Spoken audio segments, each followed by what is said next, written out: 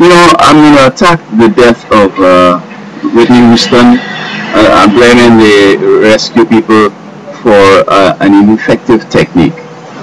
I have to say that I don't know exactly when this incident happened and the time that they arrived. Okay, and let me hope that 4 minutes wasn't necessarily given to them. They came in long after that.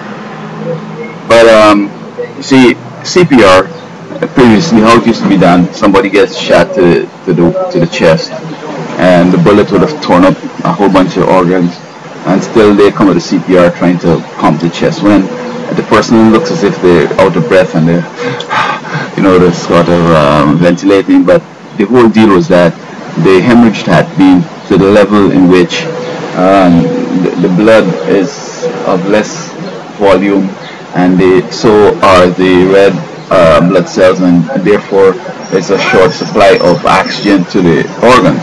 And so the person is hyperventilating, hoping that subconsciously that maybe you get more oxygen in, and so forth and so on. It's not that CPR is going to help, it's just that the blood hemorrhage to such a level that the volume of blood in the system cannot deliver the amount of oxygen that is necessary for the brain, the heart, and the other organs and tissues and so on.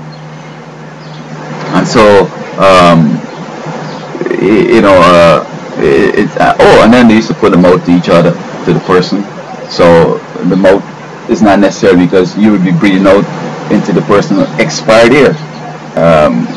Rarely, I don't think much oxygen used to get in anyway. I think the whole thing was in the pumping, in the absence of the mouth over, I guess used to get in some air in, and maybe that's what helped people to come back as opposed to their mouth-to-mouth resuscitation. And the pumping helped then.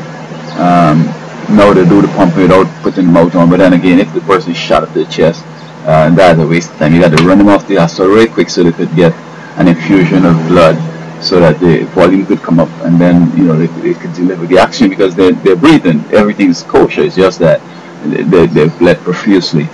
Now, in a case like this where CPR is not working, I want to think that if they're going with equipment to put a needle, in other words, have a lung outside of the person, and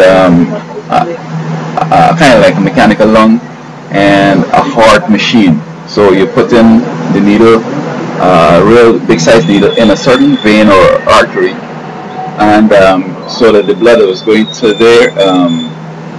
You set up a circulatory system with lungs and heart outside in a machine way, and that could keep the body, still getting oxygen, and maybe stopping brain death, and the death of the cells and so on. Now maybe later on they could do something with resuscitating the heart and so on. But again, it depends on the time that they get there. Because in many instances, if there's a lot of water in the lungs, then all the CPR is not going to get the air beyond that. And if in the whole procedure they're not getting all the water, the person will end up dying. But if they have this heart and this lung machine on the side, which could be standard procedure, and they hook it in, one that would take the blood that was going to the lungs, and one that was taking the blood away from the lungs, they could somehow find some vein or whatever to put it in there, and then for the heart maneuvers, it bypassing the heart and it getting blood circulating even, somehow, something like that.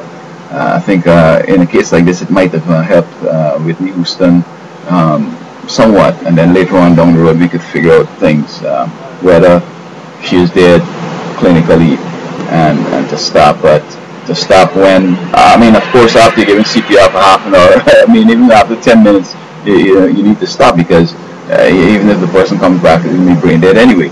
But in a drowning situation where water's in the lungs and you're not sure if you're able to get the air beyond the water, and you get out all the water and so on, a bypassing of that through a machine, and if the heart stopped, sort of something that pumping the blood around until you could get into a position where you probably could open up the chest and massage the heart. It costs a little more money, but again, you have to discriminate who could pay for this. Whitney could have, and I'm not sure if it could become so economical that every person who has an emergency like that, heart stop, no breathing, could be hooked up to this machine in the ambulance at the scene, and I think they'll be able to spare a little more lives, huh? What do you think?